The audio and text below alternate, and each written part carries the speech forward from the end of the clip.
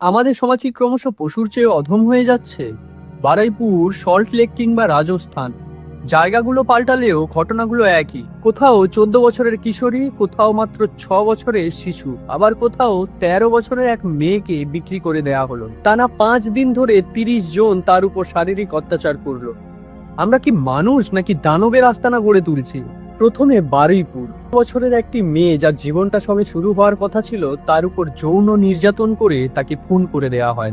এরপর আসি সল্ট লেকের মতো জায়গায়, যাকে আমরা মনে করি শহরের অন্যতম সেফেস্ট প্লেস। সেরকম এক জায়গায় 6 বছরের এক শিশুকে যৌন হেনস্থা করার অভিযোগ উঠল তারই আত্মীয়র বিরুদ্ধে। ঘরের ভেতরের এই অন্ধকার আমাদের চোখে আঙুল দিয়ে দেখিয়ে দিচ্ছে আপনজন বা পরিচিতরাও কতটা বিপজ্জনক হতে পারে। আর রাজস্থানের ঘটনাটি তো অমানবিকতার সমস্ত সীমাই ছাড়িয়ে গেছে। মাত্র 13 বছরের এক কিশোরীকে ভুল বুঝিয়ে তুলে নিয়ে যায় এক অটোওয়ালা, এরপর তাকে এক হোটেল মালিকের কাছে বিক্রি করে দেয়। টানা 5 দিন ধরে প্রায় 30 জন তার উপর অকথ্য নির্যাতন চালায়। শেষমেশ মা বাবা পুলিশের সাহায্য নিয়ে হোটেলে হানা দিয়ে তাকে উদ্ধার করে। ভাবুন তো একবার, এই মেয়ে বা শিশুগুলো যদি আপনার পরিবারের কেউ হতো, তাহলে তখন আপনি কি করতেন? আমরা বারবার একই ঘটনার পুনরাবৃত্তি কেন দেখছি? কারণ অপরাধীরা জানে যে পুলিশি তদন্তে টাইম লাগে। আইনের মারপ্যাচে তারা বছরের পর বছর বাইরে ঘুরে বেড়াতে পারবে।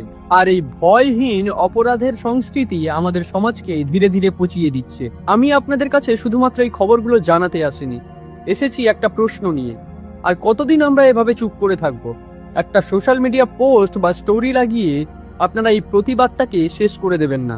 আজই আপনার বাড়িতে বা পরিচিত মহলে ছোটদের সাথে কথা বলুন, তাদেরকে গুড টাচ বা ব্যাড টাচ সম্পর্কে সচেতন করুন। আর সবচেয়ে বড় কথা, আমাদের সিস্টেমকে প্রশ্ন করার সময় এসেছে।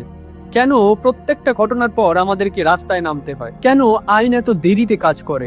এই ঘটনাগুলো কি শুধুমাত্র খবরের হেডলাইন, নাকি আমাদের সবার ব্যর্থতা? প্রতিটি ঘটনার পর মোমবাতি না জ্বালিয়ে এবারে দাবি করুন কঠোর শাস্তি, প্রতিবাদ করুন, সোচ্চার হন।